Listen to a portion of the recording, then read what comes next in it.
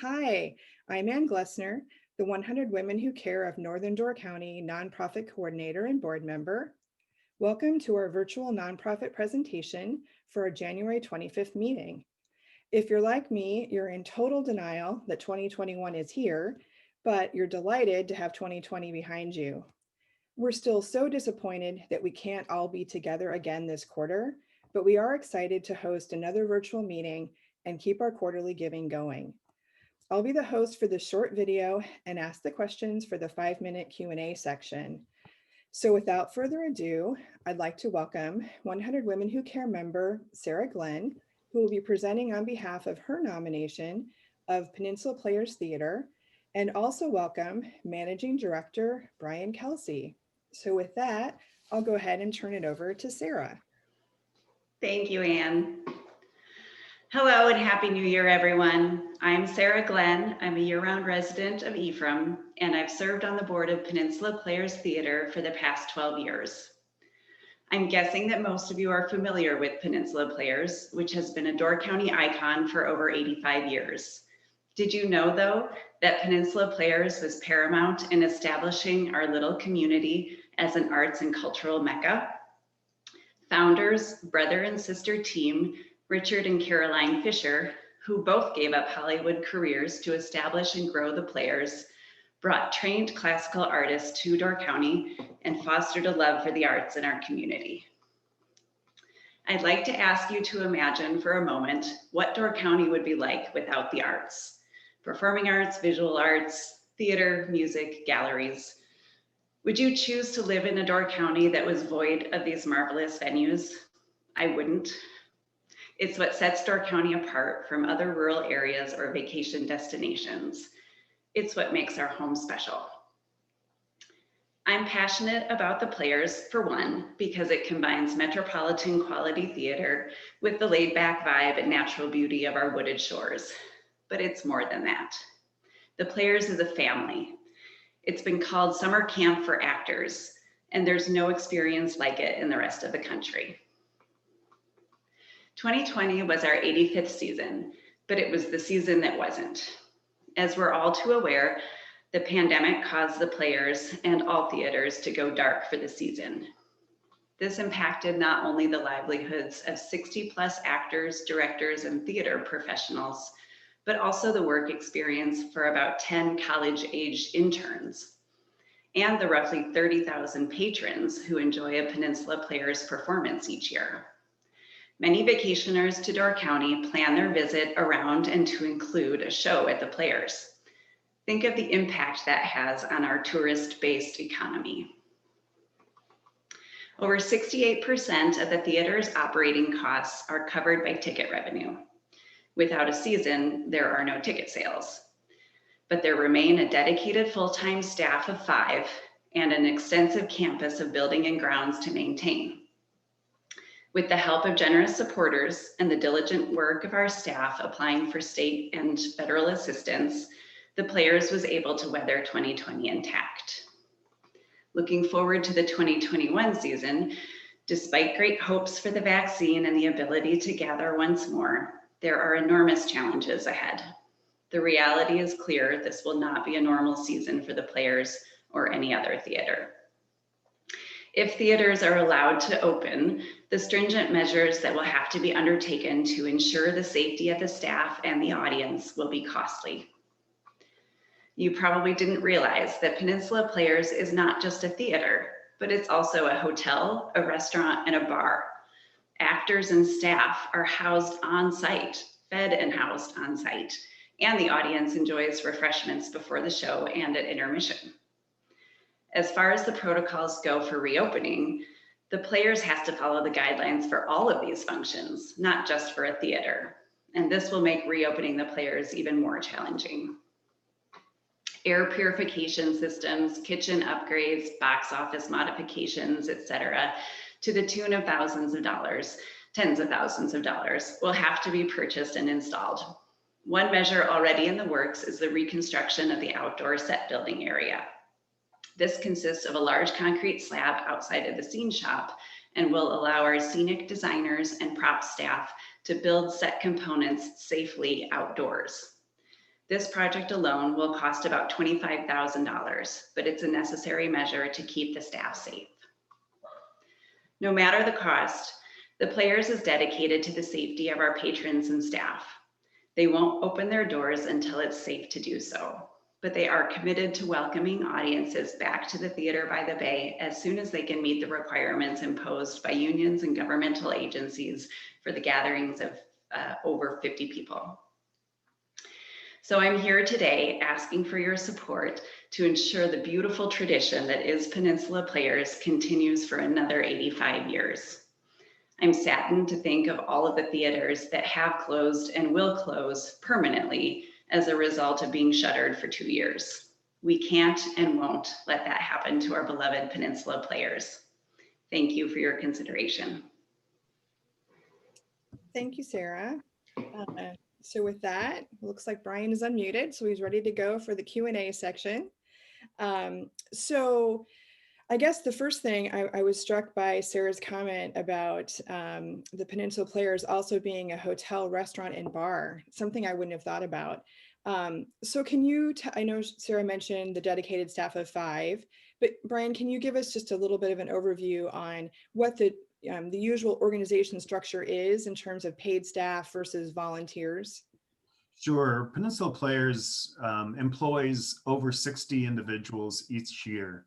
Many of them are seasonal employees who come back year after year, but as their careers expand, they move on and we bring new individuals in.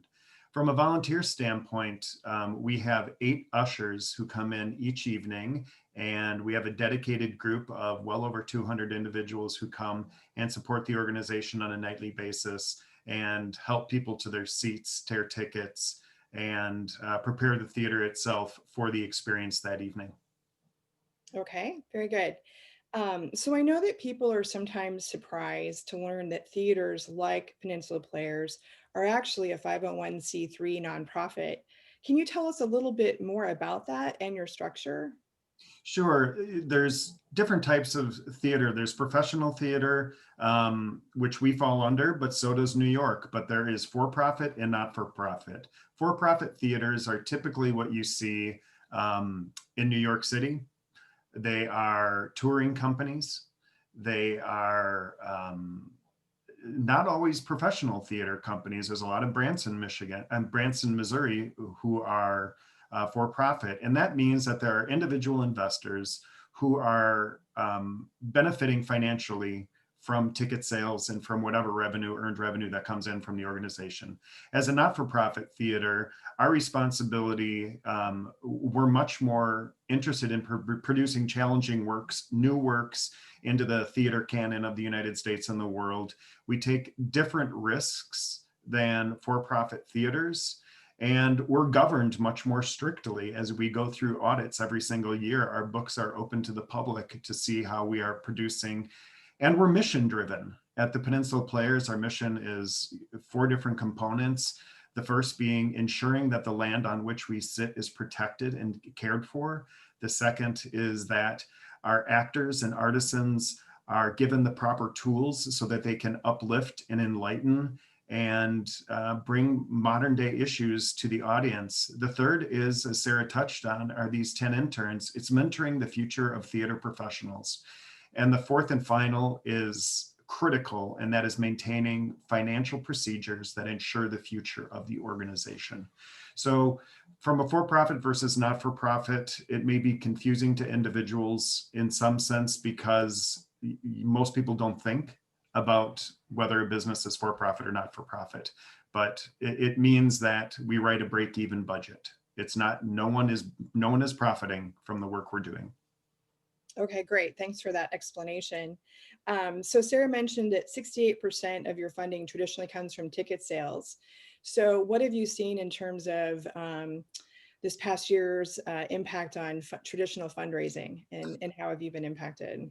I would say Door County has been very blessed from a fundraising standpoint.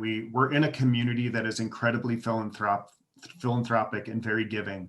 What we don't have in Door County are organizations such as UPAF, which is the United Performing Arts Fund that exists in Milwaukee, where arts organizations may apply for funding. We have very limited areas to which we can approach, and that is typically the individual donor. We have been this year afforded the opportunity at EIDL loans, the Economic Injury Disaster Loan Program, CARES Act funding through the Payroll Protection Program. The Wisconsin Arts Board had an initiative, as well as the state had a CARES Fund initiative for organizations similar to Peninsula Players. So fundraising has been okay, but that is 32% of our income. To give you an example, in 2019, we had over $1.4 million in ticket revenue that didn't exist, yet our infrastructure did not change except for the bodies of whom we employed. Everything else was still there from a cost structure. Yeah, thank you for that. So last question, just maybe to wrap up, if you could please tell us how you would intend to spend the award money. As Sarah indicated, theaters are going to be some of the last organizations that reopen post COVID. And the cost structure of reopening is pretty daunting because, for example, we would need to bring in a minimum of 41 HEPA filters at $800 a piece. That alone is $33,000 just so that we can have air purification systems. We're in beautiful Door County where we like to say we're naturally air conditioned, but in a situation like COVID, that's not necessarily a positive thing when they're looking at MERV filters and purification. So all of our buildings are aerated by windows. So we've got that cost. Sarah mentioned a critical piece of our ability to safely have our production team build scenic pieces. And that is what we refer to as the slab. And it's a very large poured concrete portion of the theater that was not upgraded for at least 35 to 40 years. It's uneven, it floods, and this project will go to fund this large enhancement to our outdoor ability to have our employees work and to have the power tools and the table saws and whatnot, be able to come outside and to be able to roll and to be able to get into the theater. It may sound like a large dollar amount, $25,000, but anybody who's poured concrete, and Ann, I know you're about ready to have some concrete poured yourself, you'll be surprised at the cost of pouring concrete. But for us to reopen, we are going to take every single safety protocol seriously and to heart, because we not only care about the people who work at Peninsula Players, we care about the people who come here. And for 85 years, we've been stewards of this organization. And to be a steward means you care, and to care means you protect.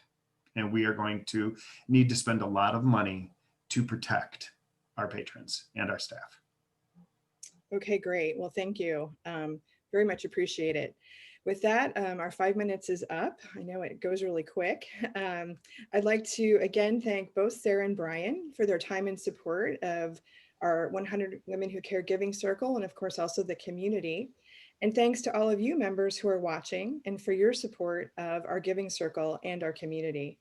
Don't forget to place your vote for your nonprofit, and be sure to join us on January 25th for our virtual online meeting. Thanks, everyone.